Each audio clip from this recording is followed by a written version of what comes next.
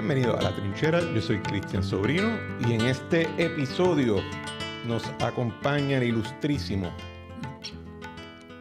el doctor, el senador, el profesor, el papá de muchos pollitos en Boston y en Puerto Rico. Eso lo explicamos después. Don José Garriga Picó, bienvenido. Gracias, Cristian. Gracias por invitarme. Es un verdadero placer y un honor poder compartir estos micrófonos contigo y estar en este podcast que está tan pegado que todo el mundo... y pues ya ahora van a comentar de que yo estuve aquí contigo. Así Te que... van a empezar a enviar mensajes. Muy bien. Algunos cariñosos, otros. ¿Por qué no le dijiste? Porque es que eso pasa. Yo he estado mucho tiempo en los medios, como tú sabes.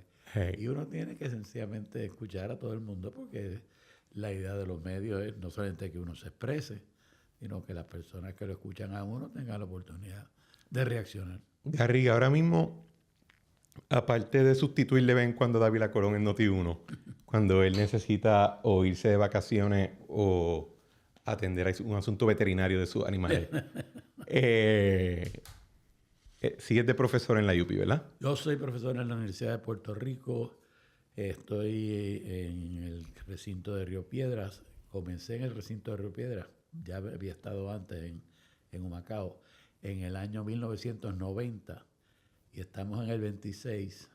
Quiere decir que tengo 36 años corridos en el Departamento de Ciencia Política del recinto de Río Piedras. Tú sabes cuántas huelgas yo he visto. Cuántas protestas. ¿El paro de ahora cualifica o es simplemente como que... Esto es una bobería. Esto es sencillamente que hay unos cuantos estudiantes que necesitan decir, caramba, yo todavía no me distinguí. Una huelguita. Hicieron ahí un paro, pero no. La huelga del 80, el 81, la huelga de los 90, contra Pedro Rosselló, contra la privatización. Eso eran huelgas. Movimientos, los primeros de mayo que salían los estudiantes de la UPI y trataban de quemar el Banco Popular.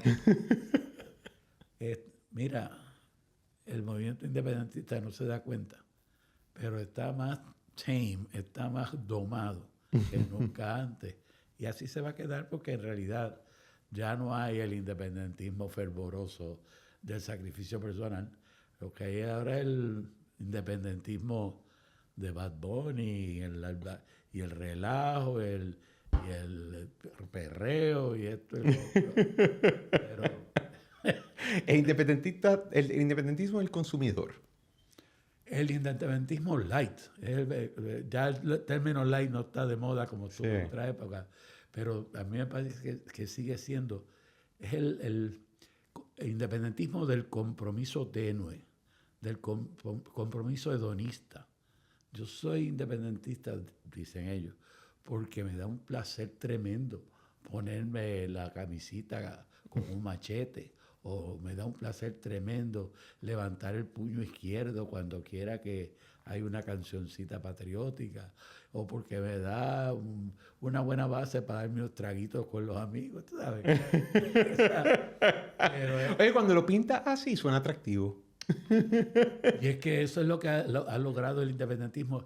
El surgimiento que ha habido del independentismo se debe precisamente a eso, a que se ha vuelto un independentismo de jangueo.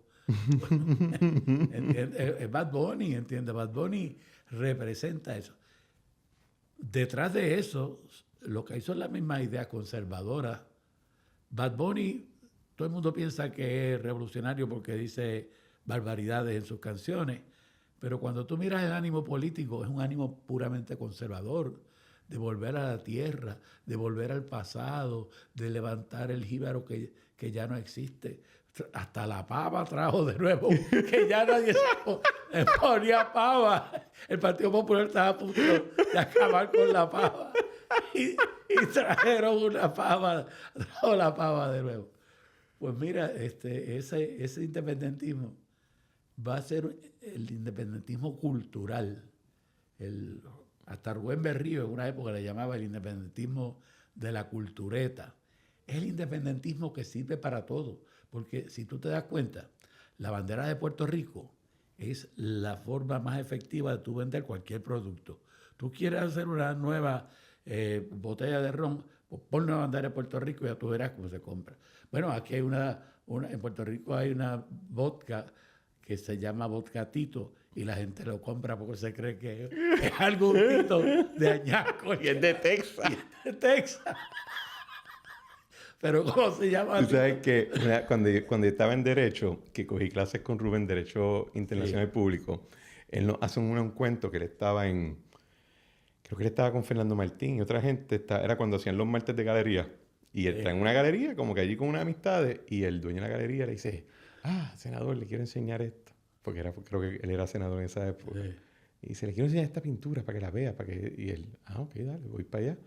Y cuando va así, dice que él mira la pintura y es un paisaje así montañoso y un bohío. Y él se le queda mirando y dice, sí, la pintura está muy linda. Ahora voy a enseñársela a Ricardo Alegría, que él le gusta esa mierda. ¿Qué tito? Todos los estudiantes nos quedamos así con los babies. Y él nos mira, pero ¿por qué a mí me tienen que espetar el bohío? Enséñame la casa de Garden Hills. Rubén, tú sabes que es de una familia de clase alta de la región de Barranquita y es bonito. Y yo, siendo de Cuamo, pues conocía esa lado. familia, seguro. Tú eres de Coamo. Natural de Cuamo, nacido en 1948, hace 78 años. Papá nació en el 45. Imagínate. Y vean acá, ¿cómo? O sea, esta es la tierra de los García Padilla, Pasalacua. De los Picó, sobre De los todo. Picó. Fíjate que el cerro más importante alrededor del Cuamo es el cerro de Picó, no es el cerro de Padilla. Cuidado que quizás lo cambien. No lo pueden cambiar porque ya eso es una tradición. Como el Golfo de México. Como el Golfo de México. Sí, como el Mar de las Américas. Le van a cambiar el nombre del Mar Caribe al Mar de las Américas. Pero sí, yo soy de Cuamo, siempre he estado muy orgulloso de ser de Cuamo. Es un pueblo que me dio mucho, aprendí mucho. Tuve la suerte de estudiar en el colegio de Nuestra Señora de Valvanera, cuando estaban las hermanas de la Orden de la Santísima Trinidad, más de Solina Ferré en la playa de Ponce. Y me dieron una educación que yo admiro. O sea, yo tuve tan buena educación como tuvieron la gente de los buenos colegios en el área metropolitana. Y buen inglés, porque la mitad de las monjas Eran americanas. eran americanas, hablaban en inglés. Bueno, americanos somos todos, pero que eran de los estados. Venían de los estados y hubo una que estuvo 30 años en Cuamo y nunca aprendió español, hablaba siempre inglés. Y me dio las clases de matemáticas. Por lo tanto, cuando yo hago matemáticas, en mi mente las hago en inglés, no las hago en español. Y cuando te equivocas, la escuchas a ella dando el reglazo. Correcto.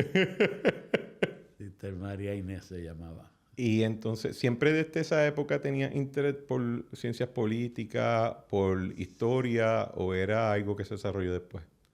Siempre tuve interés en la política. La primera vez que yo hablé en una tribuna fue en una tribuna del Partido Acción Cristiana en el año 1960. Tenía 12 años. Y no tenía más nadie que hablar. Y me llamaron a mí para que hablara. Y yo, que era muy religioso en aquella época, pues fui y hablé y ya... ¿Fuiste a hablar contra Muñoz?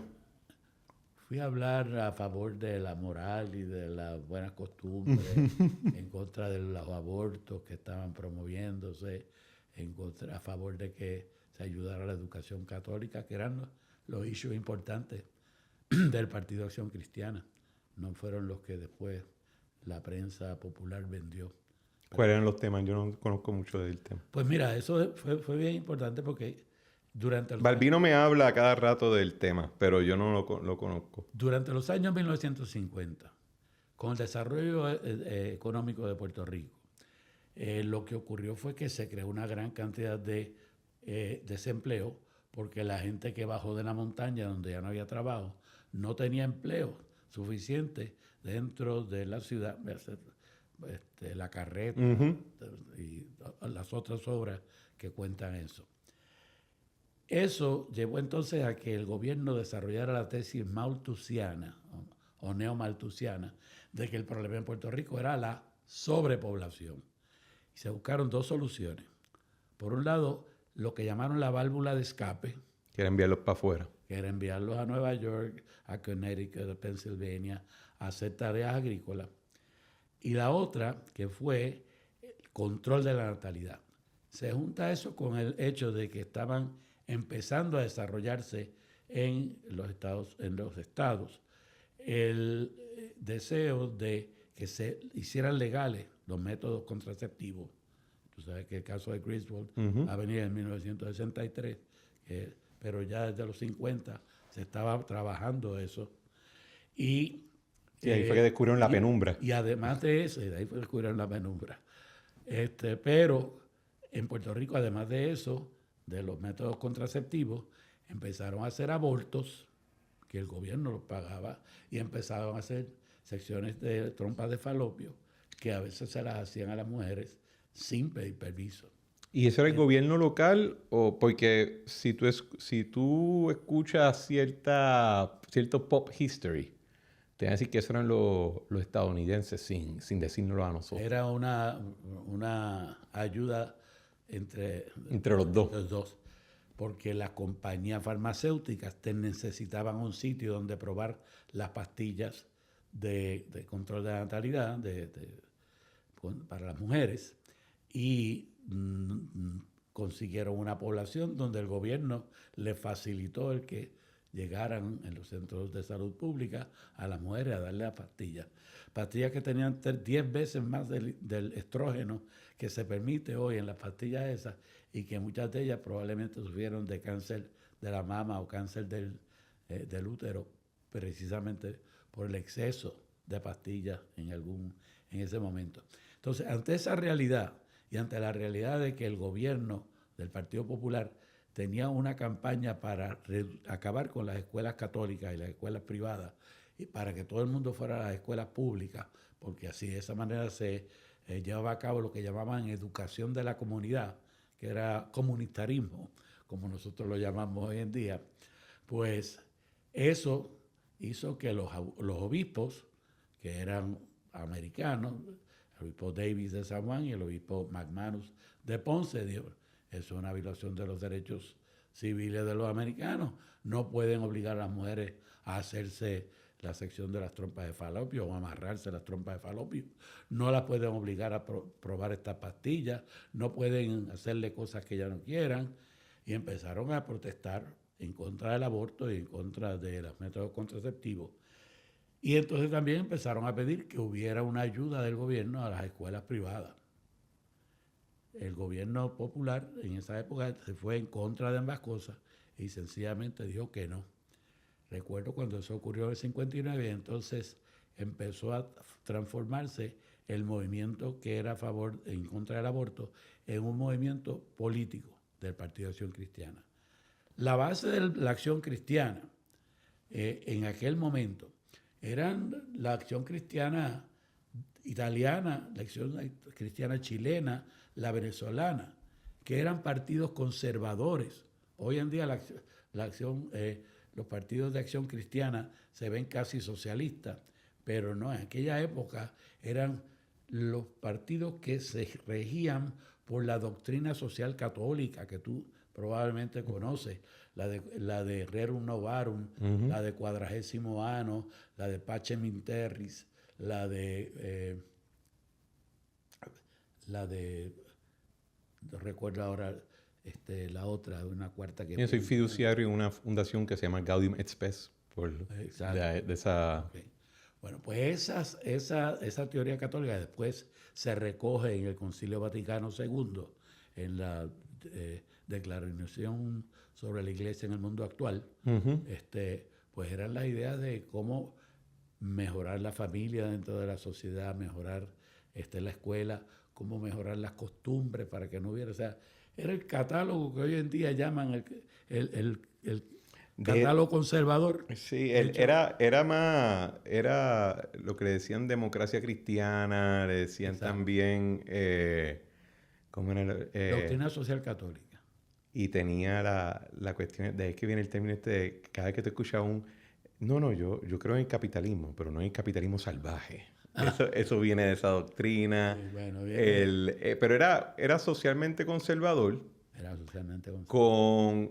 No era antimercado, pero creía en una fuerte red de solidaridad comunitaria. Yo recuerdo, mejor que lo explicó, en una primera que yo tomé fue el ministro de Relaciones Exteriores del presidente Caldera en Venezuela, Aristides Calvani, que recuerdo que lo explicó cómo lo que se pretendía era no controlar al individuo, no hacer leyes que lo controlaran todo, sino dominar una serie de instancias intermedias, instituciones intermedias, que ayudaran al individuo a, dentro de su libertad, a hacer las cosas que debían hacer sin que el gobierno las impusiera. A mí me parece todavía que eso es excelente. Yo creo que es lo que tratan de hacer los europeos con eso que llaman la gobernanza, que aquí no se sabe, se utiliza el término gobernanza si sabes de lo que se está hablando, pero la gobernanza es una manera particular de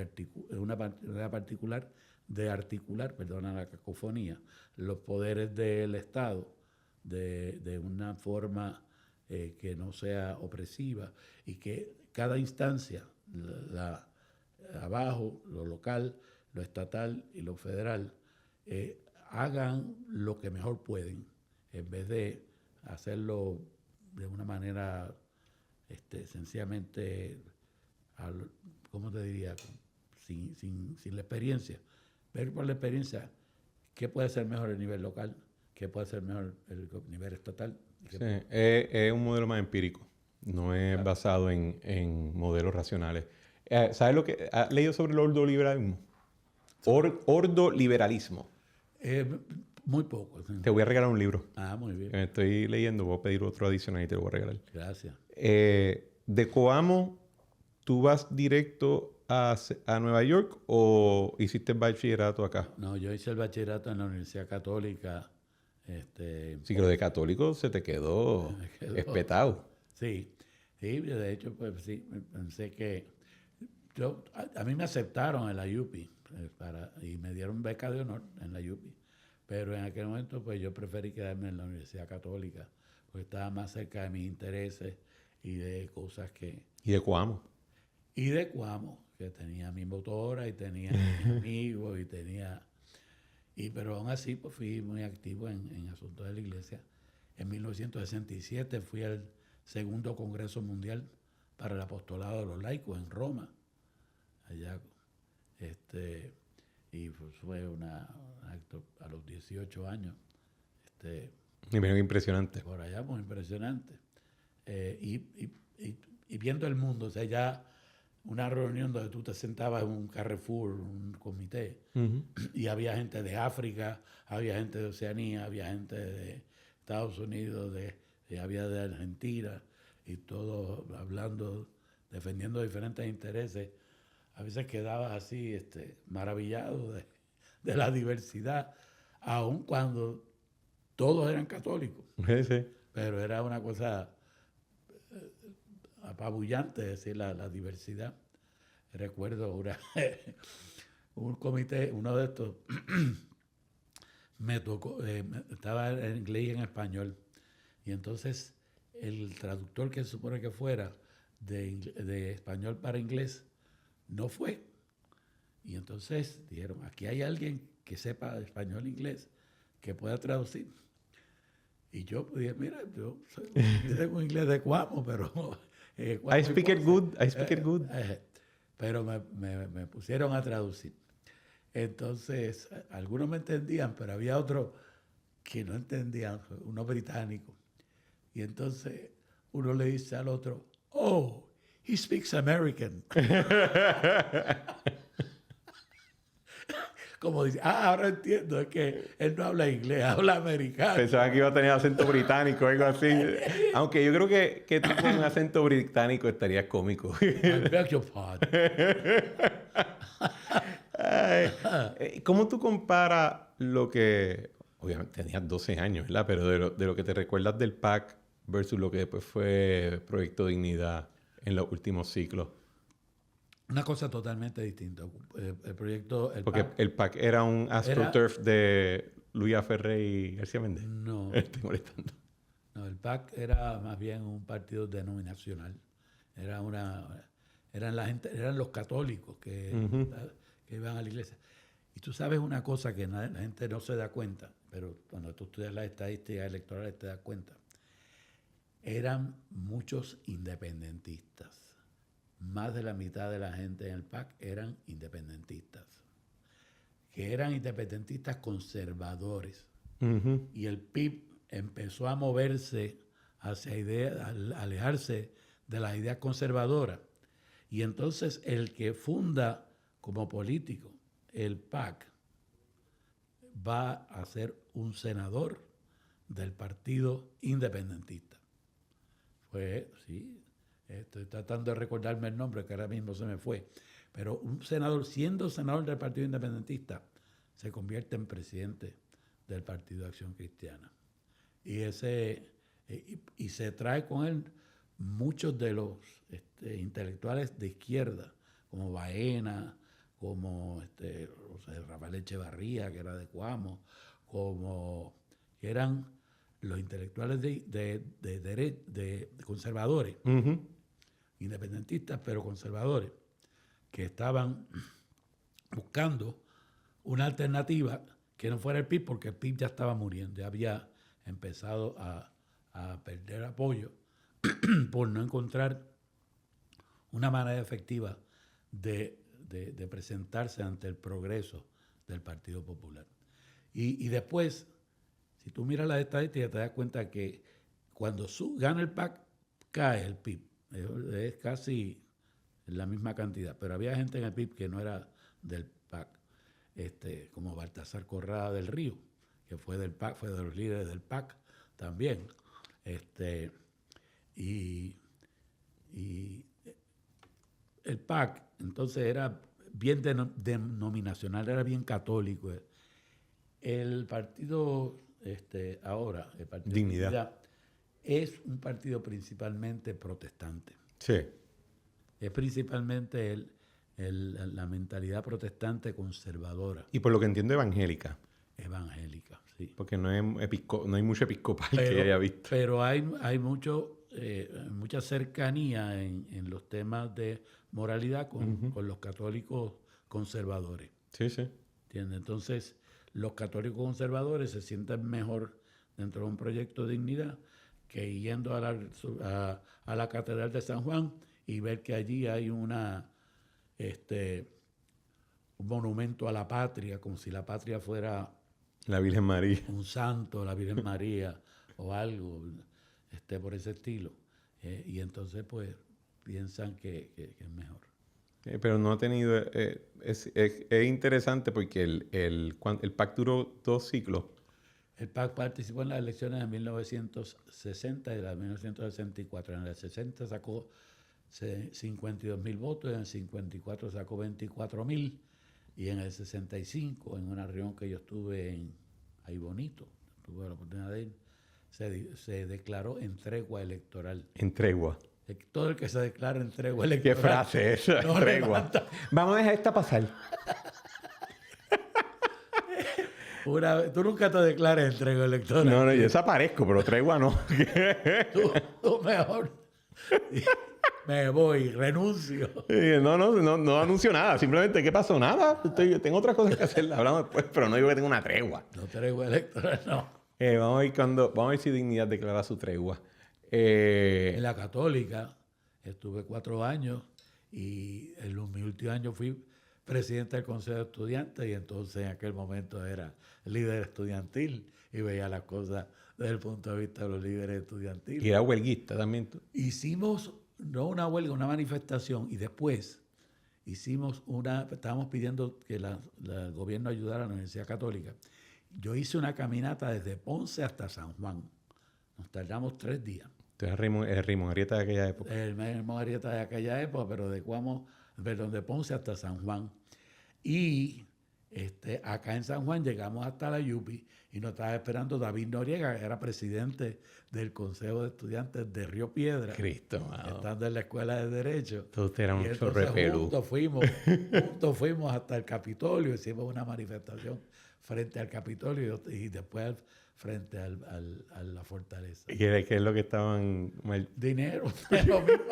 Es lo mismo. Siempre es dinero. Que, imagínate que en la Universidad Católica yo pagaba a $15 el crédito y estaban pidiendo que eso era demasiado porque nos lo querían subir a más de $15. Bueno, no sé cuánto ha ajustado por inflación, pero estoy seguro que no era tampoco comparado a otra escuela. No era nada, no era de nada. Además, porque en aquella época no iba todo el mundo a la universidad, iban más bien los que tenían los medios.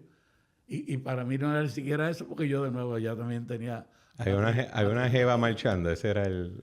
No. No había... Tenía una noviecita en la Yupi y no te prestaron el carro para venir a verla. Tenía mi novia, ¿cierto? No hay duda. Garriga, entonces vamos a coger una breve pausa comercial y regresamos ahora porque quiero brincar a lo que yo no sabía esto de ti, que tú hiciste una disertación sobre Game Theory y la discusión del estatus político. Eso es así. Así que quiero discutir un poco de lo que fue entonces el brinco a NYU y la disertación. Of course. Volvemos ahora. Este episodio de La Trinchera es presentado por La Tigre. Sabemos que los códigos de vestimenta en los espacios profesionales se han puesto algo casual, pero no podemos olvidar que una imagen bien curada puede aportar a nuestro progreso profesional. Detrás de La Tigre se encuentra un selecto grupo de expertos en moda y estilo personal que te ayudarán a elaborar una imagen que cuente tu historia de éxito. Con opciones de ropa a la medida y al detalle de origen italiano para él y colecciones de Europa para ella, La Tigre es moda para una nueva generación que aprecia el valor que una imagen de progreso puede aportar a nuestras vidas. En mi caso, para mí siempre ha sido importante portar piezas a la medida de La Tigre, dadas mis comparecencias públicas y en los medios. Y ustedes que me han visto en los periódicos o en televisión, saben muy bien que mis chaquetas, mis camisas, mis pantalones y mis corbatas de La Tigre me hacen lucir muy monarca. Visiten la boutique de La Tigre, ubicada en Ciudadela, en Santurce, o síganlos en Instagram en Shop La Tigre. La Tigre es un estilo en función de progreso y auspiciador de este programa. Y regresamos. Ok, Garriga, ya cubrimos tus años de pelú revoltoso. Ahora vamos a brincar a tus años de doctorado, de escuela graduada en NYU, donde hiciste ciencias políticas. Algo que encontré bien interesante. Primero me gustaría escucharle cómo era vivir en Nueva York en esos años, porque si no me equivoco, esos eran los años de Drop Dead, New York. Estaba llegando. Estaba en el culmen de la grandiosidad de Nueva York antes de caer.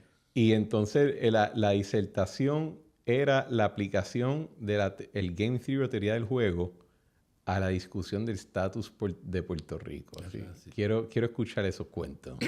Bueno, pues vamos a ver.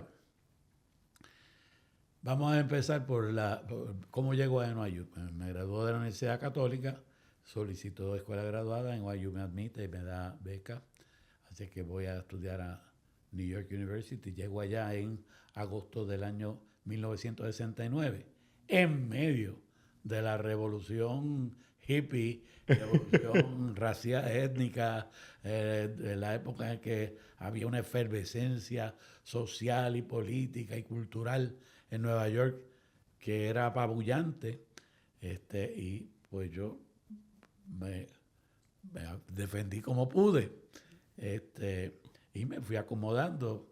Me alejé siempre de las drogas, que eso fue lo más que me ayudó, que no entré en la cultura de las drogas. Y entonces pues pude estudiar sin tener esa sin la pepa. O sea, y pude completar mis estudios. En Nueva York, pues estudié ciencia política. Primero que nada hice una maestría conjunta de ciencia política y estudios latinoamericanos en el Center, Ibero-American Center de New York University. Y entonces cuando terminé eso me dieron entonces un trabajo para continuar estudiando. Precisamente porque el primer año yo llegué allí y decía, estoy atrás porque los demás han estudiado en las universidades de los estados y saben la literatura de los estados. Yo vengo de Puerto Rico y conozco más bien la literatura de Puerto Rico y la de la Iglesia Católica y esto y lo otro. Así que yo tengo que buscar alguna manera, alguna clase en que yo esté en igualdad de condiciones que los demás. Y estaban dando una clase que esencialmente decía Mathematics for Political Science. Y yo soy bueno en matemáticas, porque estudié porque en Valvanera, desde Cuamo, tuve muy buenos maestros de matemáticas. Y los reglazos de eso entraban. Y entonces llegué y entré en ese curso y me distinguí como el mejor estudiante en el curso. Fui el que no solamente capté las ideas, sino que desarrollé un modelo que al fin y al cabo el profesor y yo terminamos publicando ese modelo.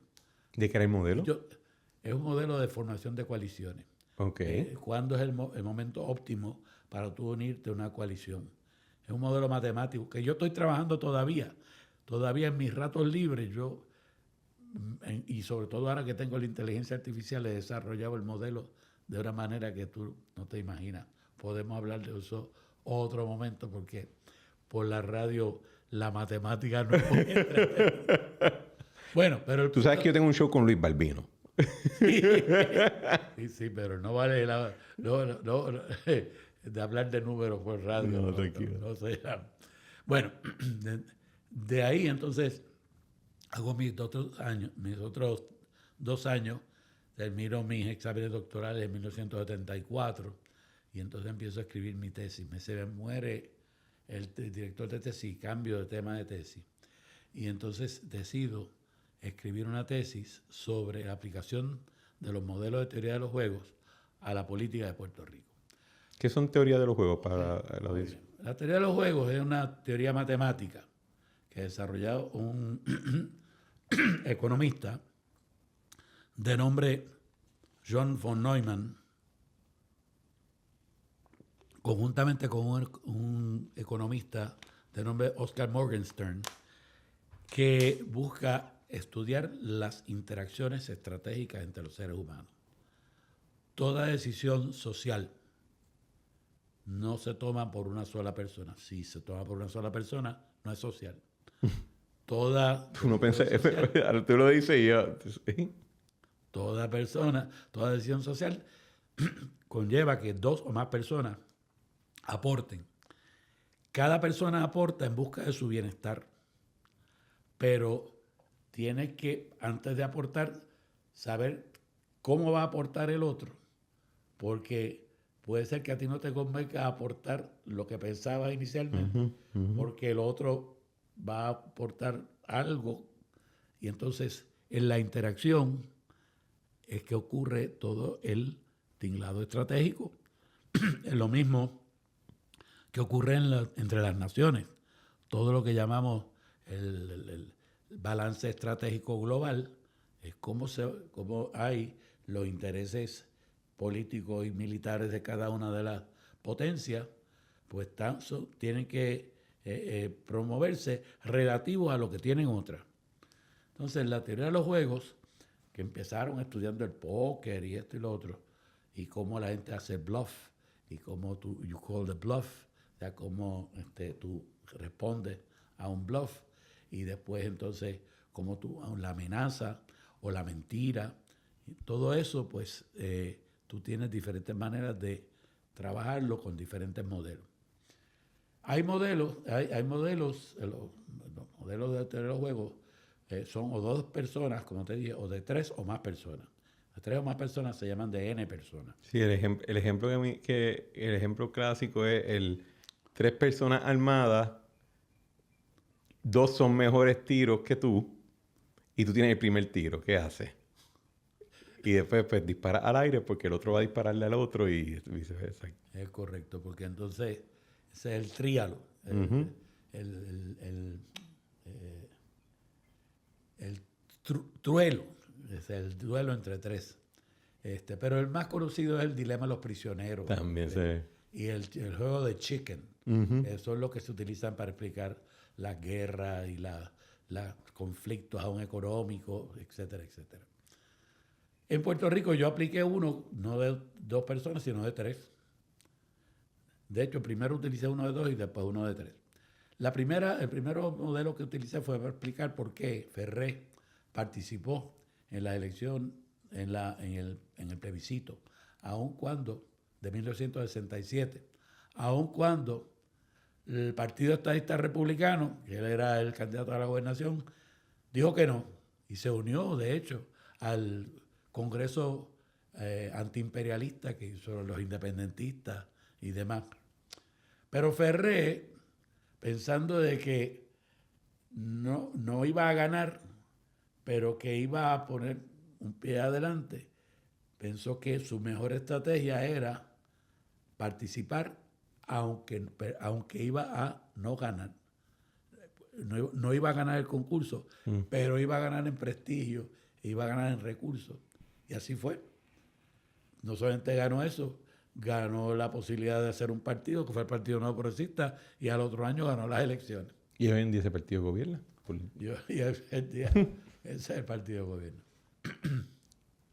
Así que ese fue el primer modelo. El segundo modelo, entonces, fue que después de las elecciones del 68, pues parecía que el partido había comenzado una época del bipartidismo y que ese bipartidismo llevaba a que la estadidad era lo que iba a imponerse. Entonces, en la lucha entre los 3 sectores, el independentista, el estadista y el independentista, como ninguno tenía mayoría, lo que ocurrió fue que los independentistas se aliaron con los... El melonismo. El melonismo. Yo expliqué el melonismo. ¿Antes de que ocurriera? No, acababa de ocurrir. Okay. Acabando de ocurrir. Ya después de eso, pues todos los modelos lo llaman sophisticated voting, que es el nombre que le da Farquharson en su libro Theory of Voting, que es el original. O el voto útil, ¿verdad? Todo lo que llama el voto útil, eso es el voto útil. Pero eso se explica matemáticamente. Y entonces matemáticamente se establecen unos dinteles probabilísticos y demás que es la... ¿A ti te interesaba más la política de acá de Puerto Rico o te interesaba en aquellos años la de allá? A mí me interesaba todo. Acuérdate que esa era la época de Richard Nixon, my friend. Y estaban las cosas bien... Estaban pelúas. La guerra de Vietnam. Todos estábamos pendientes. Yo le hablo de mis estudiantes. Esta mañana les decía, miren, ustedes oyen de una guerra en Irán y que el ejército de Estados Unidos está allá y están como si eso no fuera con ustedes, como si no tuviera que ver. En mi época, todo el mundo estaba pendiente de la guerra de Vietnam porque tenía que ver con nosotros. En cualquier momento nos podían reclutar para llevarnos para la guerra de Vietnam. No era una cuestión de hay una guerra allá. Hay un escapismo, yo he dado este ejemplo 1000 veces en mis conversaciones con Balbino y con otra gente, que es cuando tú escuchas a gente que va a sacar, yo tengo una guerra campal contra las dobles ciudadanías. Ajá, sí. Y yo siempre pregunto, ¿por qué? ¿Por qué vas a sacar una segunda? Y te dicen, bueno, por si acaso. Y yo, ¿por si acaso qué? Por si acaso qué, cuéntame, ¿en qué mundo tú crees que si hay algo tan al garete pasando que los Estados Unidos necesita hacerte algo, tú te vas a poder escapar? Y hay ese escapismo se manifiesta, yo creo, mucho, y tienes toda la razón. O sea, uno habla de, por ejemplo, el conflicto de Irán ahora mismo como cierta abstracción, ¿verdad? Sí, como eso allá. Y uno coge como este equipo. Por eso es que la opinión pública no resiste que haya muertos. Porque en cuanto hay un muerto, entonces ya verdad. Llega alguien ahora se quiere tener una guerra donde ganemos la guerra sin que tenga que haber boots on the ground, gente herida, ni gente que muera. Mira, eso no es ninguna guerra así. En la Segunda Guerra Mundial, murieron 500.000 americanos, que entre 1.000 días, eso quiere decir que cada día morían 20.000 americanos. Y 2.000 americanos. Y eso quiere decir que había 10, 15 muertos de gente de donde tú estabas. Y si cuentas los que hay de los otros países. Bueno, sí, Imagínate. pero gente que tú conocías, o sea, gente que no era en la Segunda Guerra, la gente moría, llegaban las noticias, mira, se murió el hijo de Perencejo, se mataron al hijo de Perencejo. Entonces, hoy en día, pues la idea es que hay una guerra, pero es una guerra robótica, que no hay ninguna participación. Y cuando sacas tu doctorado, ¿nunca se te quedó en la cabeza quizás quedarte dándote clases allá y escribiendo allá? ¿O tenías siempre la intención de volver? Yo siempre tuve la intención de volver, pero tuve trabajo allá. Yo fui profesor por un año en Hostos Community College. Hostos Community College. Hostos. ¿En dónde era eso? In the Bronx. part of City University of New York. Ok. Era Hostos Community College, era el de los puertorriqueños. Interesantemente, ahora es de los dominicanos. Y no es problema que sea de Hostos, porque él está allá. Es tan dominicano como puertorriqueño. Así que, quizás Rafa Vélez le tira un cable también. Bueno, pues, y después tuve un tiempo en New Jersey, tuve también trabajo. Pero me ofrecieron un trabajo en la comisión, en el Tribunal Electoral. Y ahí se le metió la droga. Ahí me dije, me voy a... ¿Con quién trabajaba? Yo trabajé como director del centro de cómputo. Fui el primero que traje las computadoras. Antes de mí no había computadoras en el centro de cómputo. No había centro de cómputo, lo que había eran unas tarjetas viejas con Comején que tenía, que estaban allá en Puerta de Tierra, en un almacén. Había unas señoras que las cuidaban y les sacaban la polilla así, para que... Y entonces, cuando llegaban las elecciones, sacaban esas tarjetas.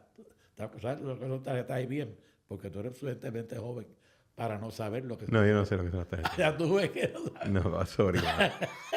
Tarjetas IBM eran unas tarjetas donde se ponchaba, se hacían rotitos para poner la información. Y esas tarjetas, la máquina tenía que leerlas a razón de 1.000 tarjetas por minuto. Se parecían una ametralladora. Y esas tarjetas eran las que le daban los datos y la programación a la computadora. ¿Entiendes? Y así que yo soy de esa época de allá de... Eso no suena como un centro de cómputo, pero I'll take your word for it. No, eso era... No era eso era cutting edge. Entonces nosotros compramos en la Comisión Estatal, el Tribunal Electoral, compramos las VAXes primero. Las VAXes que estaban prohibidas vendérselas a los rusos. Y teníamos 12 unidades de disco y 78 discos, que eran unos discos gigantes así, que parecían bizcochos, que tenías que ponerlos, uno por cada municipio. Y yo creo que San Juan tenía 3 o 5. Sí, no eran por precinto, y eran como 105. Bueno, la cuestión es que hoy en día las listas electorales te caben en el teléfono. Todas. Por como 37 años. Todas. Pero así era en aquel momento. Así que pero acá. Tú no eras del PNP en aquella época. No, era PNP en aquella época. Tú eras independentista. Yo era independentista. Que es algo que tú y yo compartimos, que tuvimos un periodo de grave error en nuestro trasfondo. Claro. Y yo de Nueva York tuve esa mala... Cuando yo salí de Ponce no era independentista. ¿Qué era? Estaba turbado. ¿No? Era ambiguo. Era transpolítico. No, vamos a decir que lo último era algo como soberanista, pero no un soberanista de independentista, sino que lo que yo me convencí en el bachillerato de ciencia política era que Puerto Rico tenía que tomar una decisión soberana. Entonces, las libres, para tú tener autodeterminación de verdad, necesitabas tener la soberanía y entonces podías escoger cualquiera de las tres que quisieras. Okay. Pero entonces en Nueva York sí, pues entonces estaba todo el movimiento étnico puertorriqueño, y el independentismo, y estuve en la ONU cuando salieron Mari Brás en 1973 de la reunión donde proclamaron en el Comité de Descolonización. Sí, cuando estaba con el PCP. Y entonces estaban allí, y entonces, pero nunca me distinguí, nunca, por ejemplo, nunca era escritor en Claridad, ni nunca, era más bien, pues sí, era independentista y abogado por la independencia, pero no era militante en ningún movimiento. ¿Y cuándo es que da el brinco? Porque Bueno, yo no me recuerdo de ti. Mi única memoria de ti es tú siendo estadista rajatabla. Bueno, lo que pasa es lo siguiente. Déjame volver atrás para poder... Vuelve para atrás. Para poder llegar hasta ahí. Después que estuve aquí, entonces, después que terminé en el Tribunal Electoral, me dediqué a escribir la tesis, tenía unos trabajos de consultoría.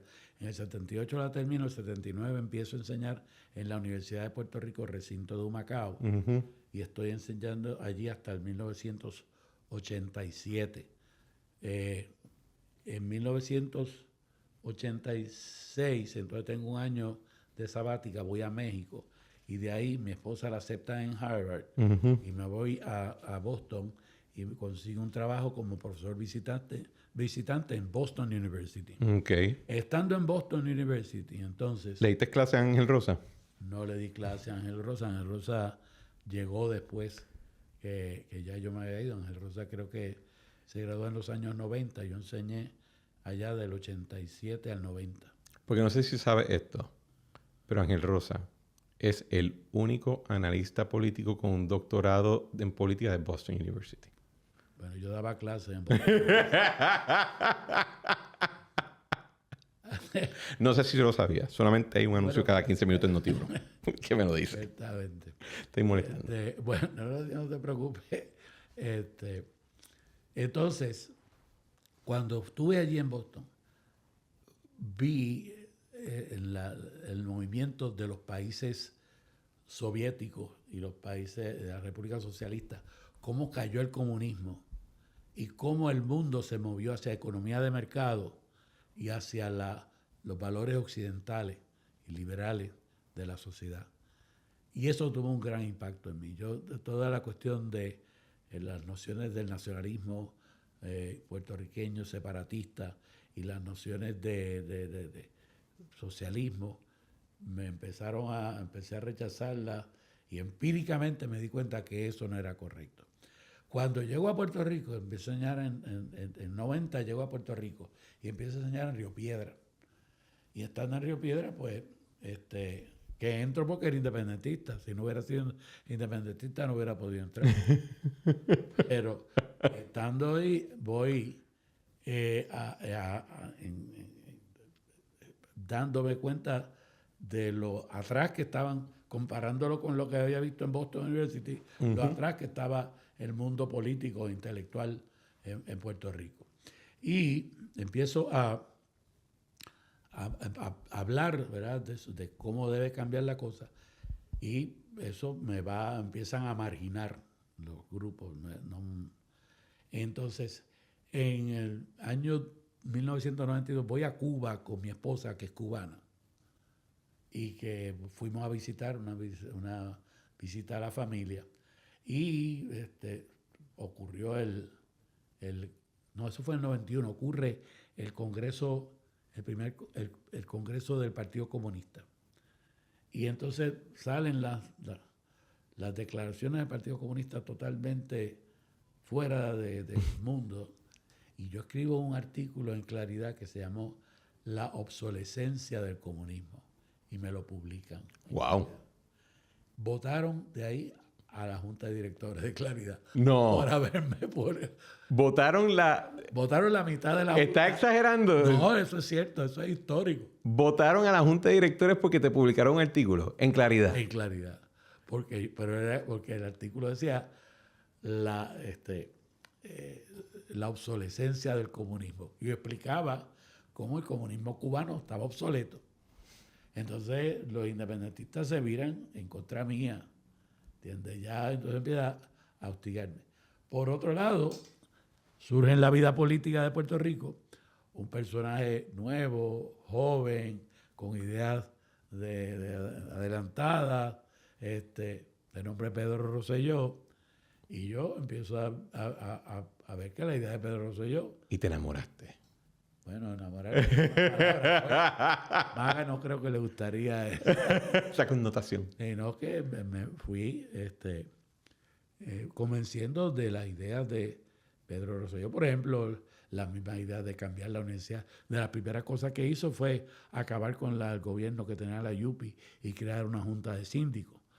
Desgraciadamente las juntas de síndicos hicieron lo mismo que hacían antes, pero Pedro trató de hacer algo en la YUPI. El cabro tira para el monte, Garriga.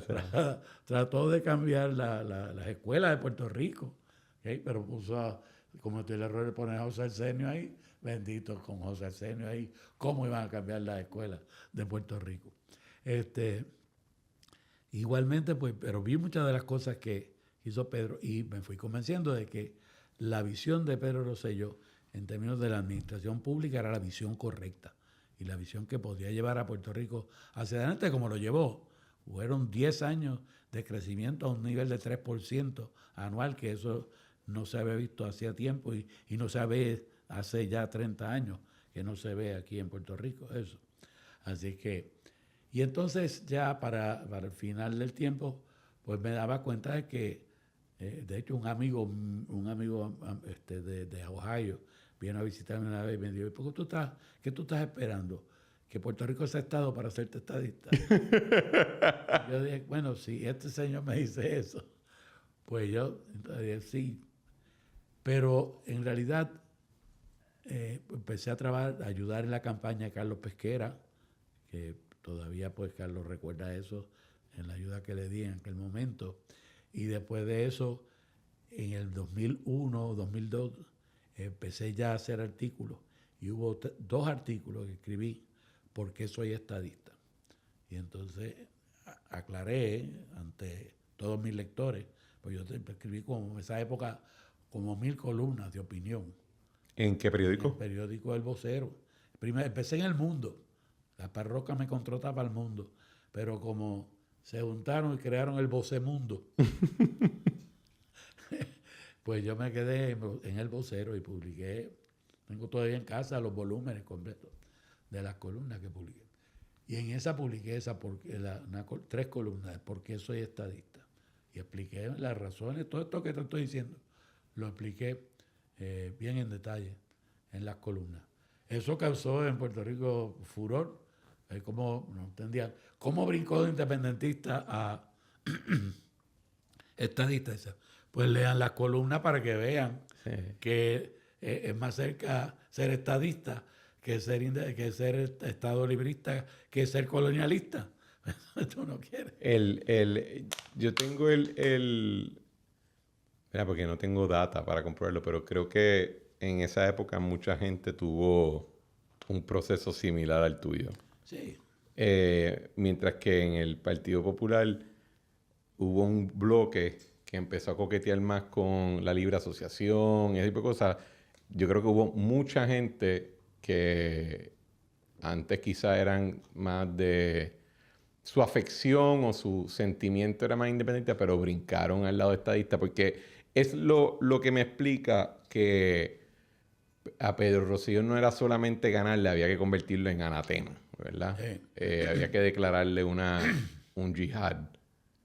Porque no, o sea, cuando tú comparas, quizás también una cuestión de los tiempos, y uno, pues, yo siendo más joven y mirando para allá, yo era adolescente, ya al final de los 90, no se explica el nivel de furor que causaba él en la oposición, en su oposición, dentro de su partido puedo verlo, pero dentro de la oposición nunca he entendido, y esta cuestión de que si la corrupción y eso, después tú lees los periódicos, en los 80 se llevaron casi todo el Capitolio preso, o sea, una cuestión que no era algo tan... Sí. Exagerado. Pues no, Pedro sí fue una marcó un hito en el desarrollo del liderato político puertorriqueño. Fue una persona que trajo nuevas ideas, nuevos estilos y un nuevo equipo de personas, que fue por un lado su gran logro, grandes personas que fueron grandes servidores públicos, como Carlos Pesquera, Pedro Toledo, etcétera, que gente que y también pues dentro de ese nuevo equipo vinieron los que no fueron tan buenos servidores públicos y le hicieron un gran daño a Puerto Rico, al partido y a Pedro Rosselló personalmente. Pero no hay duda de que Puerto Rico se transformó en esos años. Puerto Rico salió de lo que era el marasmo del Partido Popular de los años 80, del Estado Libre Asociado, de la cuestión de obligar a todo el mundo a hablar español como idioma no oficial, idioma obligado, de impedir la enseñanza en inglés, de impedir que los puertorriqueños se relacionaran con el continente. Entonces, todo eso Pedro lo logra. Y el furor que sentía la gente, yo creo, mi opinión, para contribuir a la tuya, es que Pedro era un estilo totalmente distinto, ¿entiendes? Era un hombre inteligente, preparado, disciplinado, con un tesón para el trabajo, que había que conocerlo y que sencillamente logró hacer en pocos años lo que otros no pudieron hacer en muchos años. Desgraciadamente, en un momento, a lo mejor mordió más de lo que podía masticar. Uh-huh. Y entonces con la venta de la telefónica y con el plebiscito de 1998 y con el problema de Sanes en Vieques, pierde, ¿verdad?, el prestigio, pierde los votos. Ya él había dicho que no iba a correr, pero obviamente no solamente pierde él, sino que va a afectar al partido y va a perder Pesquera también. ¿Y cómo es que tú terminas de senador?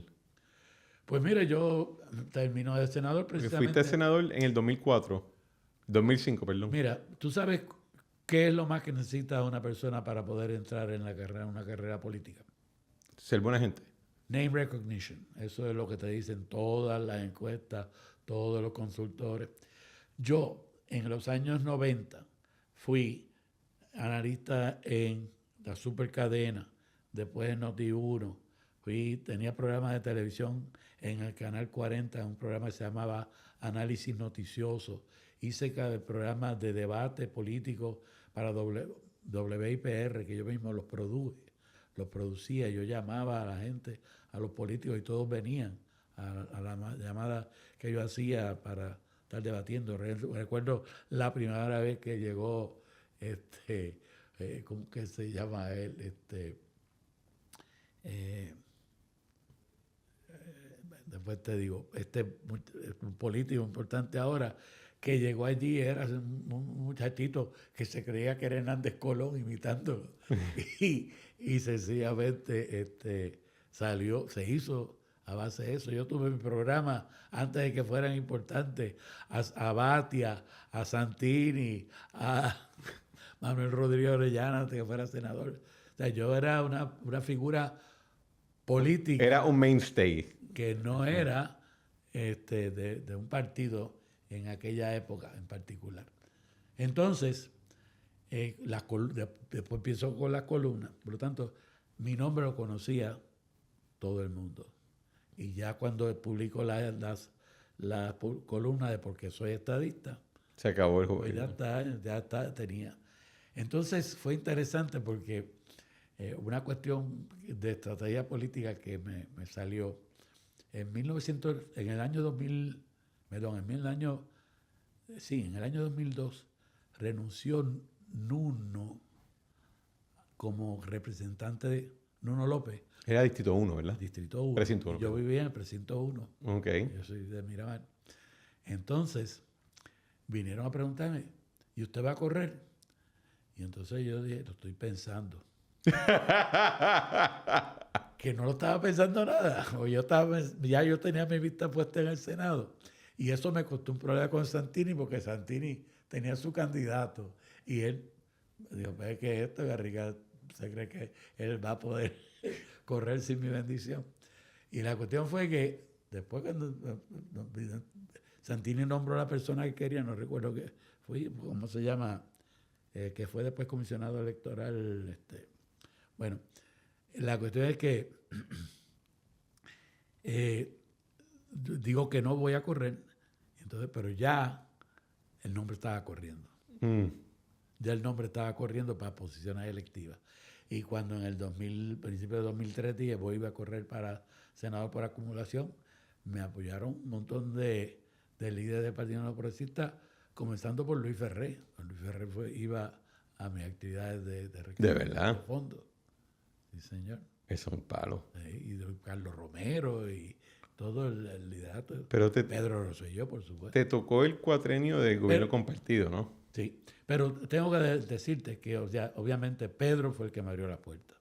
Uh-huh. Sin la bendición de Pedro no tampoco lo hubiera logrado. O sea, Porque es cuando él vuelve.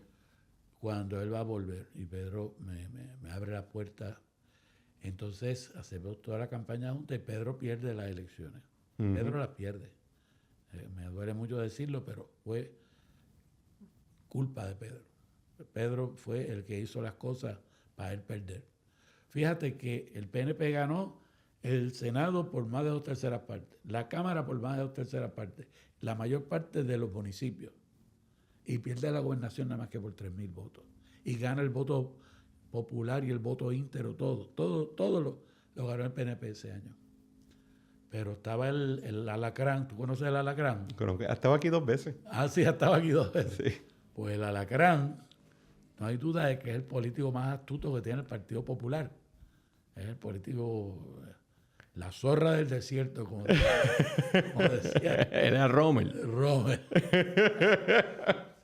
Pues el Alacrán logró sacarle la victoria del buche en las últimas 2 semanas. Gastó 100,000 pesos por encima de lo permitido por ley en anuncios, que después tuvo que devolver parte. If you're not cheating, you're not trying. Sí. Así que ahí es que llego y entonces entro como senador por acumulación, basado en una plataforma de, primero, estadidad.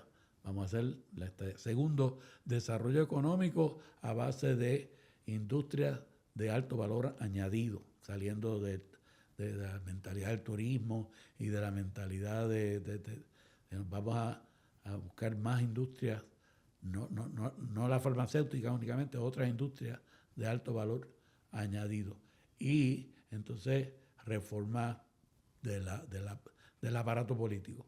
A mí en el Senado me nombra el presidente del Senado, de la delegación, presidente de la Comisión de Asuntos Federales y Desarrollo Económico. Precisamente por eso que me sacaron la parte de comercio para dársela a Arango, porque era comerciante. Pero está bien, Arango se lo merecía y era comerciante. Pero yo supuestamente iba a hacer eso. Y de hecho llevé vistas públicas. Mira, nadie sabe esto, lo voy a decir aquí porque son cosas que se pierden en la historia. Se hacían los proyectos estos de estatus, ¿verdad? Uh-huh. Y estos proyectos de estatus siempre los aprobaba el PNP y entonces los populares no participaban, o los traían los populares y entonces los PNP los boicoteaban, etc. Yo decidí que yo iba a hacer un proyecto que se aprobara.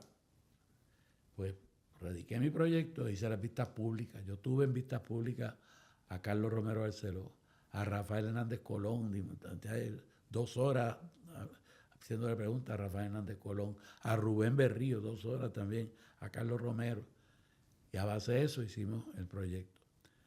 Al fin y al cabo no se utiliza ese proyecto, se utiliza el del PIB, porque el PIB en aquel momento quería que hubiera plebiscito. Okay. Entonces, como el del PIB era razonablemente aceptable para nosotros, con unos cambios, se utiliza de base el proyecto del PIB. Pero había todavía que convencer al Partido Popular. Y yo empiezo a hablar con Dalmau. Con José Luis. José Luis Dalmau, que después va a ser presidente del Senado. Y más o menos lo convenzo de que trate. Pero al fin y al cabo, Dalmau se echa para atrás y no se aprueba en el Senado.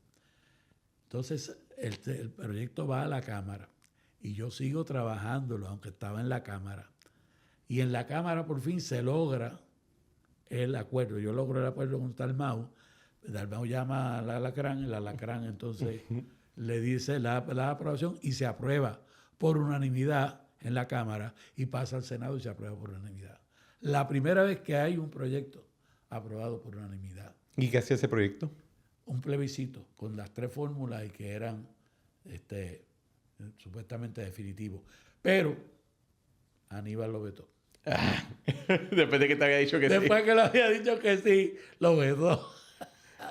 ¿Por qué? Porque se dio cuenta de por dónde venía el tiro, claro. Venía el tiro. Sí, sí. Pero eso de aprobar un proyecto de estatus Si tú piensas, esta cuestión por unanimidad, eso lo hice yo, que más nadie lo ha hecho. Si tú piensas en la cuestión esta del game theory, en todo lo que es estos proyectos y las definiciones y quién cancela a quién y cómo tú unes, o sea, ¿en qué universo se aprueba un plebiscito para resolver asuntos de estatus y se incluye una columna por mandato constitucional de ninguna de las anteriores? O sea, ¿qué va a ser? ¿Dominio inglés? va a ser una provincia libre de Canadá. O sea. La columna de la... Y es porque yo creo que aquí hace tiempo, yo pienso, ¿verdad? Mi humilde y boba opinión, que paramos de procurar convencer y queremos imponer, pero ganar por truco el asunto. Yo estoy de acuerdo contigo en eso. Y eso es lo peor que puede hacer el movimiento estadista y cualquier otro movimiento. Pero ganar por truco es lo peor porque no se logra nada y al fin y al cabo la estadidad no se puede lograr por truco. La estadidad tiene que lograrse por patriotismo, tiene que lograrse por convencimiento, tiene que lograrse por deseo de ser y no por un truco. Cada vez que yo veía los trucos de la definición, vamos a poner esta definición porque de esa manera la gente no se da cuenta de lo que está... No, eso no funciona. Eso no funciona. Lo que hay que hacer es decir las cosas como son.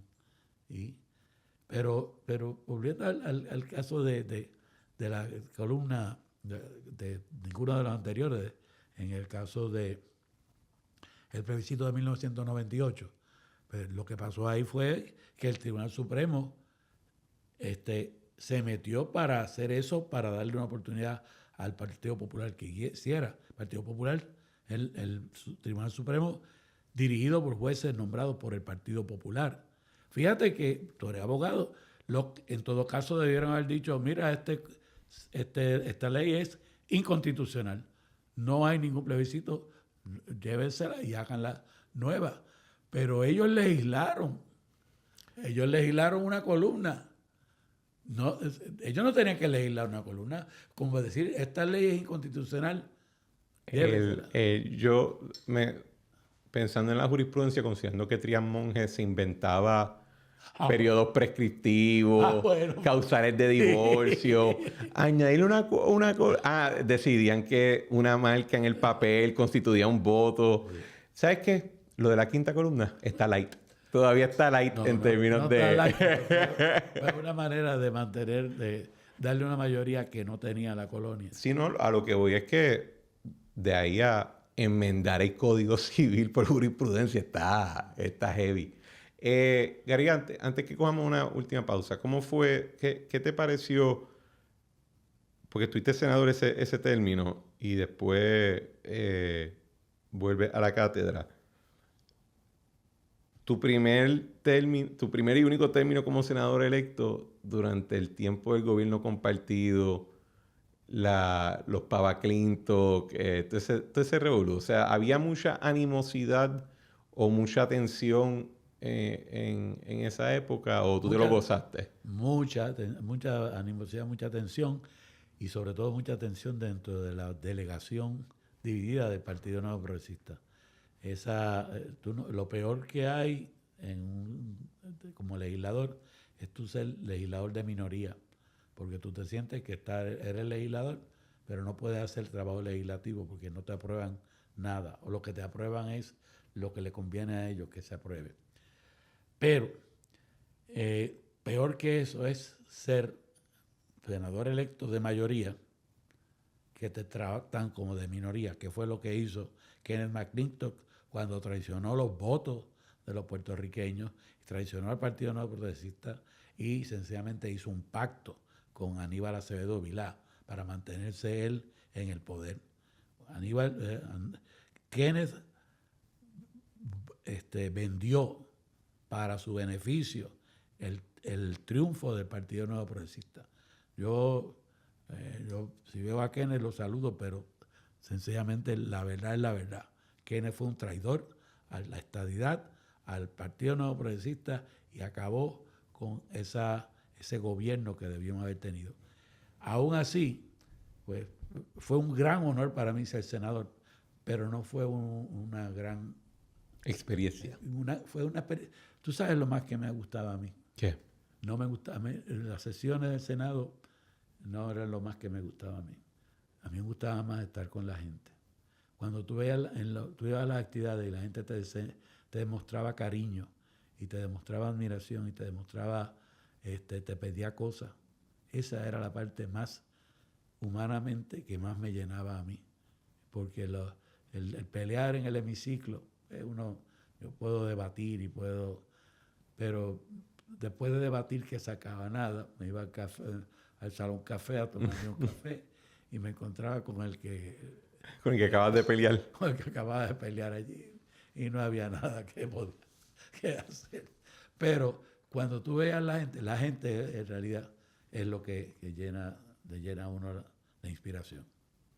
Vamos a dejarlo en esa nota positiva y cuando regresamos vamos a discutir un escrito que tengo tuyo de una presentación que diste a un eminente grupo de pensadores puertorriqueños.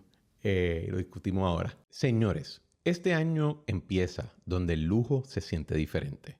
Empieza en San Juan Lincoln en la avenida Kennedy. Allí descubrirán la presencia imponente de la Navigator, la elegancia dinámica de la Aviator, la sofisticación refinada de la Corsair y el diseño moderno de la Nautilus. Dar el paso al lujo exquisito que ofrece San Juan Lincoln es más fácil ahora. Puedes adquirir tu Lincoln con un porcentaje de interés de 2.99% APR.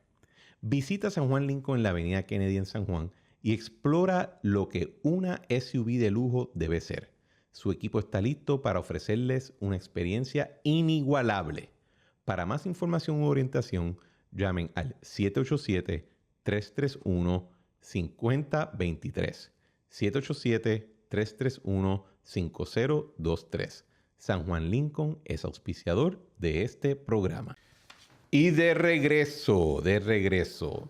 Bueno, como les dije antes de la pausa, hay un grupo de eruditos y de elder statesmen y de eforos estadistas que hacen unas actividades y cada cierto tiempo invitan a personas a hablar al grupo. No voy a decir el nombre del grupo porque no estoy autorizado. Es un grupo secreto. Es un cabal, mejor dicho. Un cabal. Y yo tuve una oportunidad de hablar ante ese grupo. Hablé de teoría élite italiana y la estadidad. Y Garriga también habló con ellos. Y en términos del bosquejo, hay una página que me interesó mucho y quería discutir contigo, Garriga, aquí en el programa. Y es la página 4 de tu bosquejo, donde la primera sección se llama sobre la naturaleza de la admisión. Voy a leer los puntos y después te hago las preguntas. Sobre la naturaleza de la admisión, es importante recalcar que, 1. La admisión de un nuevo Estado es un ejercicio de la soberanía fundacional de la nación y de su derecho internacional a la libre autodeterminación.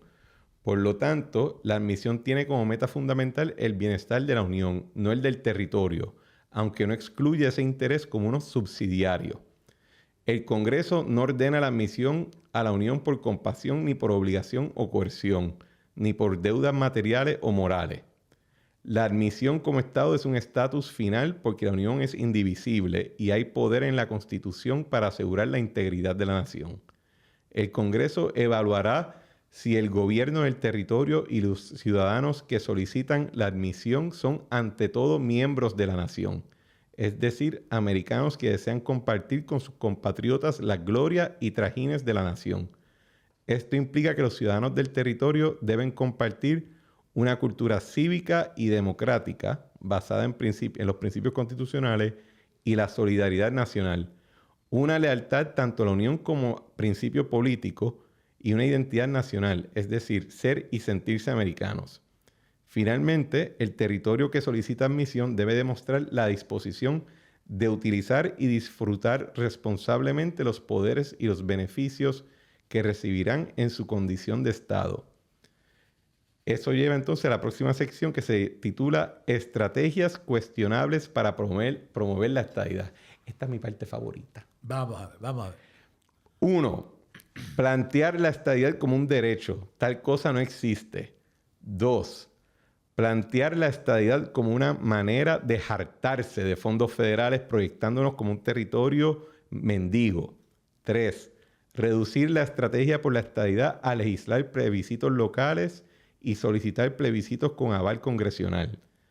4. Reducir la estrategia de opinión pública a educar sobre la estadidad, entre comillas, con nociones equivocadas. 5. Manipular las estructuras locales de los partidos nacionales sin una base popular y una verdadera elección de funcionarios. Fomentar la participación de los boricuas de los estados, la, entre comillas, diáspora. La delegación extendida, LULAC, PRSA, pueden ser aliados por un tiempo, pero tienen sus propios intereses, no los de Puerto Rico. Donar dinero a partido o congresista porque apoyen la estadidad o, peor aún, un proyecto de consulta entre 3 opciones de estatus. Explíquese, caballero. ¡Qué marronazo! Explíquese, caballero. Pues mira, esto es un proyecto, una consideración que muy responsablemente, en el sentido de que lo he pensado mucho y he decidido que es necesario que alguien lo diga, de que la lucha por la estadidad sufre de que estamos llevándola a cabo de una manera inconsecuente, de una manera que no va a lograr nuestra meta. Para eso hay que entender lo que es la estadidad, ¿verdad? Por eso comienzo, como tú leíste, describiendo lo que es la admisión de un nuevo Estado. La admisión de un nuevo Estado es un acto de la autodeterminación de Estados Unidos. Es decir, yo quiero ser también Puerto Rico, o yo quiero también ser Hawái, o yo quiero también ser Alaska. Y quiero que eso sea parte del Congreso y de las decisiones y de los intereses que tengo que dar la vida por mantener. Entonces, aquí vendemos la estadidad como si fuera sacar la tarjeta de Costco. ¿Entiendes? La estadidad es, pues cuando tú sacas la tarjeta de Costco, te cuesta lo que cueste, 100 pesos, lo que sea. Y ya entonces tú vas allí, compras lo que quieres y pagas. Al por mayor. Ya está, ¿entiendes? La estadidad no es Costco. La estadidad es ser parte de la nación, ser americano. No, espérate, yo soy estadista, pero yo soy puertorriqueño antes que nada. Bueno, pues está bien, yo sé que tú eres puertorriqueño por nacimiento, eso nadie te lo puede quitar, y eres puertorriqueño porque te gusta el arroz y habichuela, y te gusta fiestar en las Navidades, y eso nadie te lo puede quitar, pero tú tienes que sentir que eres americano, porque si no eres americano, primero que nada, porque lo que tienes que aprender es que no hay una separación entre ser americano y ser puertorriqueño. Eres puertorriqueño porque eres americano y eres americano porque eres puertorriqueño. Eres americano porque naciste aquí y aquí los ciudadanos, las personas que nacemos aquí, nacemos no solamente con la ciudadanía americana, sino bajo toda la estructura federal. Vivimos en una sociedad que ha sido formada dentro de las ideas y los conceptos políticos y culturales de Estados Unidos. Y en ese sentido somos tan americanos como cualquier persona de Nueva Inglaterra, como la señora chicana de Los Ángeles, como la viejita china de Chinatown en San Francisco, como los mulatos de New Orleans, como todos ellos pueden tener diferentes nociones culturales. Pueden hablar el inglés de diferente manera, pueden hablar francés, pueden hablar chino, pero todos ellos al fin y al cabo entienden que son americanos. Yo recuerdo un anuncio que a mí me causó mucho impacto y fue en el año 2001, cuando estaba yo en la transición, que ocurrió el 9/11. Uh-huh. Y sacaron un anuncio en la televisión para promover, ¿verdad?, el ánimo en la gente, en que ponían muchas personas de diferentes grupos étnicos diciendo sencillamente, I am an American. I am an American. Y a mí eso todavía me mueve, porque es la idea de decir, eso que le hicieron a la Torre Gemela, no se le hicieron a la Torre Gemela, me lo hicieron a mí, porque yo soy americano. Y en ese sentido, entonces, yo entiendo de que si usted no tiene ese ánimo, si usted no se siente americano, pues entonces, obviamente, pues no tiene por qué pedirle estadidad. Si aquí no queremos ser americanos, si no queremos tener esa solidaridad con la gente, pues no tenemos por qué ser americanos, porque ser americano es sentirse de esa manera. Entonces, una vez tú entiendes eso, te das cuenta que entonces plantear la estadidad jíbara como una manera de decirle, bueno, tú vota por la estadidad que vas a seguir haciendo todo lo que tú quieres. Sí, pues, obviamente vamos a seguir haciendo todo lo que querramos, pero vamos a seguir haciendo como puertorriqueños que somos americanos, ¿entiendes? Vota por la estadidad porque te van a llegar más chavos del Seguro Social y te van a llegar más chavos de Sección 8 y va a haber más dinero para carretera. Probablemente va a haber más dinero de todas esas cosas, uh-huh. Pero eso no es la manera. Tú no quieres ser Estado por eso. Para ser Estado, para eso tú a lo mejor ni necesitas ser Estado. Pero si eres Estado para eso, nunca, o si tratas de ser Estado para eso, nunca lo vas a lograr. Porque la gente en el Congreso no es estúpida. Allí la gente en el Congreso saben para qué tú vas allí. Si tú vas allí a contribuir a la nación o si tú vas allí únicamente a pedir dinero.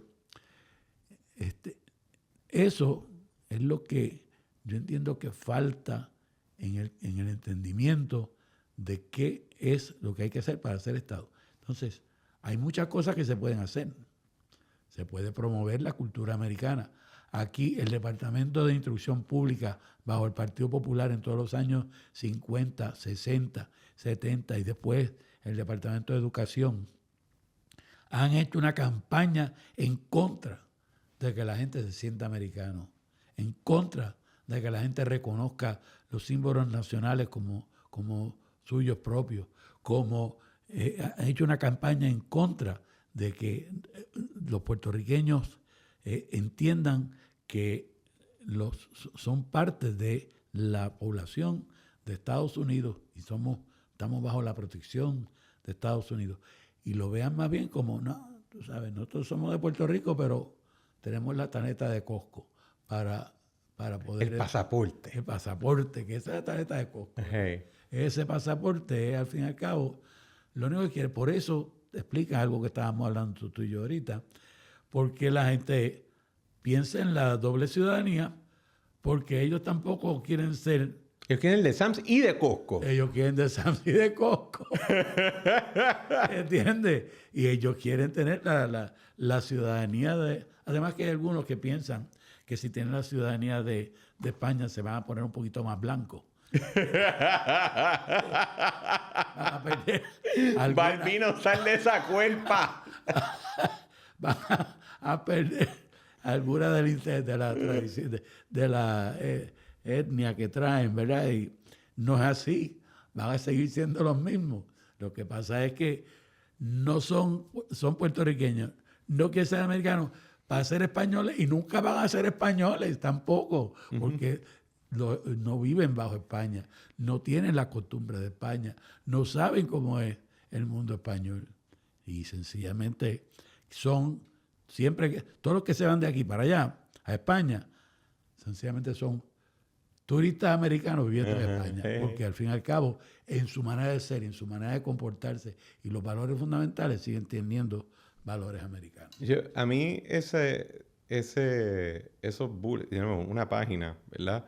Pero a mí me resonaron mucho porque yo encuentro que cuando digo nosotros quiero decir en Puerto Rico, ¿verdad? Tenemos una noción muy antropológica de la puertorriqueñidad. Lo que tú dijiste ahorita, arroz y habichuelas y bailar en Navidad y cuestión. Pero se describe de una manera como si nuestra vida pública, en términos de vida como ciudadanos, de gobierno, de electores, o sea, nuestra vida pública, para no decir vida política, porque creo que política tiene una connotación negativa, pero estrictamente hablando sería nuestra vida política, no es también parte de quién somos. Y pues yo puedo imaginarme que si yo estoy en la época, qué sé yo, en los 1930 o los 20, que los americanos llegaron hace 15 minutos, tú todavía tengas esa noción de que lo que está pasando aquí públicamente a veces no me incluye. Después de 100 y pico de años, donde hablar de un puertorriqueño que no es ciudadano americano es lo mismo que hablar de un unicornio, porque no existe. La vida pública americana ha entrado en la definición, como por mucho tiempo la vida pública española era parte de lo que era ser puertorriqueño, y que negamos ese aspecto del punto, que una vez yo estaba en Nación Z, cuando Leo Díaz tenía su programa, y yo digo, bueno, también hay que pensar que cuando uno pide la estadidad, uno no está pidiendo solamente sobre aquí, uno está diciendo, yo quiero ir para allá y gobernar aquello. Exacto. O sea, yo quiero que el puertorriqueño de momento pueda tenga una opinión sobre Wyoming, o vamos a decir una base en Alaska o algo por el estilo, ¿verdad? Tú no estás pidiendo solamente de una forma egoísta solamente lo que te afecta a ti, ¿verdad? Tienes esa comunidad. Y algo que yo creo que es sumamente traumático, no traumático, porque no creo que cause un trauma, pero que es impactante, por ejemplo, cuando se aprueba Promesa, es que Promesa hasta cierto punto reconoce al puertorriqueño, pero no reconoce a Puerto Rico. De momento tú estás racinado, atomizado en un individuo con una relación con el gobierno federal. Y la cuestioncita esta que ustedes votan por ella, pero te la enmendé. Sí, bueno. Esa cuestión, y yo creo que ese bosquejo, esa parte de tu bosquejo, resume bien donde yo creo que hubo una generación de estadistas que llevó la bandera hasta un punto, sí, y lo adelantó muchísimo. Pero entonces a la generación mía y la que viene nos toca la parte, llevar hasta el final de la cima, y requiere tener una noción quizás más sofisticada en términos de lo que sería la vida pública en la estadidad. Mira, es que hay gente que se conforman con tener la tarjeta de Costco, y hay otros que queremos ser accionistas de Costco. Entonces, cuando somos Estados, somos accionistas. Y entonces, como tú señalas, no es cuestión de ver qué producto voy a comprar, es qué productos voy a ofrecer, cómo voy a organizar la tienda para que vengan otros a comprarlo. Porque ya tú no eres meramente un usuario, ahora tú eres alguien que vas a participar dentro de toda la organización de la tienda y de la empresa. Y Estados Unidos es una empresa, donde todos tenemos que participar.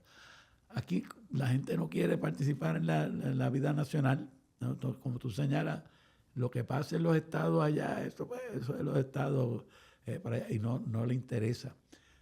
Cuando lo que tenemos que desarrollar precisamente es esa conciencia. Por otro lado, la gente no se da cuenta lo tan dentro de sí que llevan los valores americanos. Yo le digo a mis estudiantes, mire, cuando usted es niño y le vienen y reparten, tiene 3, 4 años, y le reparten paletas, y a usted le toca la paleta más chiquita, usted enseguida dice, ay, papi, ¿por qué me dieron la más chiquita? Eso no es justo. Eso no es justo, somos todos iguales. A los 4 años ya usted está peleando por la noción de libertad que no existía bajo España. Que no pueden decir que viene de la época de España, donde había una monarquía, donde había una gente que se consideraba mejor, nobles y demás, y gente que se consideraban peor, que eran esclavos. Entonces, eso es parte de ser americano. Recuerdo el caso, para pasar a otro tema, de otro aspecto de eso, el caso de aquella reportera, cuyo nombre no voy a decir, que estaba en un yate en la República Dominicana y la capturaron porque está en el bote encontraron droga. Y ella, yo creo que es verdad, no tenía nada que ver con la droga. Ella sencillamente fue en una actividad pues social. Y entonces se la llevaron a la cárcel. En la cárcel no tenía derechos civiles, no tenían comida, tenían que llevarle la comida para poder ella comer en la cárcel, que no fuera... En aquella época el sistema penitenciario dominicano te garantizaban una comida. Si querían más te la tenían que llevar. Te la tenían que llevar. No había un derecho a usted ser inocente mientras no se le demostrara que fuera culpable. Entonces, todos esos derechos que la gente entendía aquí, pues eso es así. No se dan cuenta que son cosas que tenemos por ser americanos, porque no solamente es parte del sistema que se pone, el sistema político que se institucionaliza, pero además porque lo llevamos dentro como valores y lo exigimos. Si a usted le quitan eso, aquí usted inmediatamente lo exige. Y estoy hablando de los derechos civiles y políticos, pero así todas las otras cosas. Sí, porque lo tratan de banalizar con decir, no es que esos son derechos humanos, Garriga. Dale. Bueno. Bueno, pero por ejemplo, ahora mismo en Inglaterra, tú escribes un post en Facebook un poquito off, a ti te van a tocar la puerta gente uniformada. En Canadá hicieron unas cuantas protestas y de momento cuando fueron a la cuenta de banco ya no existe. Te la borraron con todo el dinero adentro. Y va a Latinoamérica. Oye, y no es que en esos lugares no gocen libertad. Recuerdo lo que Trudeau le hizo a los camioneros. Eso es a lo que me refiero, que les tumbaba la cuenta. En la época de los... Pero esto es bien... para mí lo clave no es que ellos no tengan libertad, porque tampoco voy a ser tan arrogante, pero ellos tienen su libertad. Y entonces la noción nuestra de nuestra libertad no es dominicana, no es colombiana, es americana. Y lo que pasa es que aquí la educación... Y es tan intuitiva que se nos hace difícil imaginarla. Precisamente. Es como si arroz, habichuela, libertad gringa. Las ideas más fundamentales tuyas, tú no sabes que son aprendidas porque piensas que son naturales. Eso es ser, yo soy igual que todo el mundo, o tengo derecho a ser igual a todo el mundo. No es algo que tú aprendes, tienes que aprender. Eso es algo que tú sabes, porque así es la vida. Y nosotros somos americanos en nuestro comportamiento, en el consumo, en querer los carros que queremos, en querer en la salud, en la cuestión de estar consumiendo la salud. Hay otra gente en otros países que tienen un concepto diferente de la salud, que no es estar consumiendo medicina, sino que es comer mejor o hacer ejercicio. Los japoneses hacen ejercicio, los chinos lo hacen con la comida. Pero tú no eres judoka. Sí, yo soy judoka. Pues entonces. Bueno, pues que hay que aprender de los japoneses. A mí, yo creo que eso también explica por qué intuitivamente se hace tan difícil que movimientos separatistas crezcan Sí. por eso. Pero creo que es porque están pidiendo un brinco al vacío. Sí. Entonces, si tú no tienes un marco de referencia, o sea, ¿cómo va a ser esto? Pues eso lo vamos a averiguar. Sí. Y naturalmente hay un sentido de que estás soltando algo y no sabes cuál va a ser la rama que agarra. Pero es que no, aquí no va a cambiar nada en términos de la cultura y demás, no va a cambiar nada con la estadidad. O sea, va sencillamente, bueno, a lo mejor se habla más inglés, esto y lo otro, pero usted va a vivir la misma vida de siempre, no tiene que estar, lo que tiene es diferente, usted tiene que sentirse, tiene que comprometerse, tiene que participar más en lo que es la vida nacional, ¿entiendes? Pero no el hecho de no te vas, yo no sé, cuando tú dices soltar algo, yo no debo soltar nada. No, yo digo en términos de cuando, si tú propones la independencia o la libre asociación, ¿cómo es, o sea, por ejemplo, cómo es que a nivel federal, el Puerto Rico Status Act, Sí. el enfoque más grande en la definición de libre asociación y de independencia era cómo reteníamos la ciudadanía americana? Sí. O sea, ¿por qué? Porque se siente que es porque no hay un marco de referencia. Esa es la tarjeta de Costco, chico. No lo digo por la tarjeta, es porque es la ciudad, si tú le dices la ciudadanía puertorriqueña no tiene contenido. No tiene. Y esa inseguridad hace que no rompa el... Mira, en uno de los ensayos que yo he publicado, yo demuestro, por lo menos pienso que demuestro, que lo que verdaderamente sería violencia para la nación puertorriqueña sería la independencia. La independencia sería romper con todo el andamiaje político y económico que nosotros estamos acostumbrados a vivir. Sería salir debajo de las instituciones que regulan la economía de Puerto Rico para crear nuevas instituciones que esas sí no sabemos cómo van a ser. Sería salir de todas las instituciones que comparten el gobierno de Puerto Rico para tener entonces un gobierno acá que no sabemos cómo va a ser. Sería dejar la ciudadanía americana para tener una ciudadanía puertorriqueña que no sabemos qué derechos verdaderamente va a tener o cómo se le pueden quitar o cómo se van a transformar. Sería dejar de ese lado la relación que tenemos con nuestros familiares que ya viven en los estados y tener entonces que sacar visa o tener que tener permiso para ir a verlo. Sería nosotros dejar de tener la posibilidad de ir a estudiar libremente a las universidades de los Estados Unidos o de ir a buscar trabajo en los Estados Unidos, en los estados, o de ir a la violencia que representaría la independencia para Puerto Rico. Nadie ha empezado a hablar de ella, excepto, ¿verdad?, el artículo. Y tú lo dices a nivel como institucional, que sería el cambio radical. El cambio sería es como sencillamente separar a Puerto Rico, como si estuviéramos unidos al resto de la nación y nos tenemos que separar. Nos quitan la mayor parte de las instituciones que son importantes en nuestras vidas. Las instituciones políticas. Hasta la familiar. Hasta la familiar nos las divide. Sí. Y eso nadie lo plantea, porque como se entiende que la estadidad no hay que plantearla en términos culturales, ni en términos antropológicos, ni en términos sociales, sino que se plantea en términos políticos y en términos económicos únicamente. Eso es un error. Nosotros tenemos que darnos cuenta de lo que significa para nosotros verdaderamente la relación con Estados Unidos. Si mañana el Congreso aprobara una ley, como puede hacerlo, de sencillamente decir Puerto Rico va a ser independiente ahora, ¿qué tú crees que sería de la vida de los puertorriqueños? ¿Cómo tendríamos entonces que empezar a redefinirlo todo? A redefinirlo todo. Y con toda probabilidad los modelos todos serían americanos.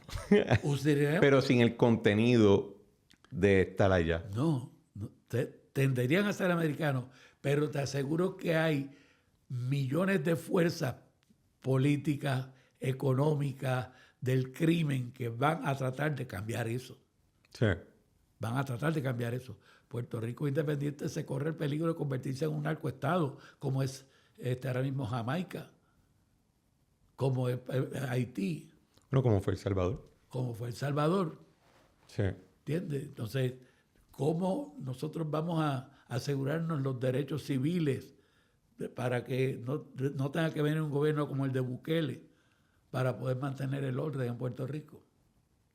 Todas esas cosas que son parte de nuestra vida institucional como parte de la nación americana, que son parte de nuestra cultura y los valores que llevamos por dentro, no se realzan en el discurso estadista.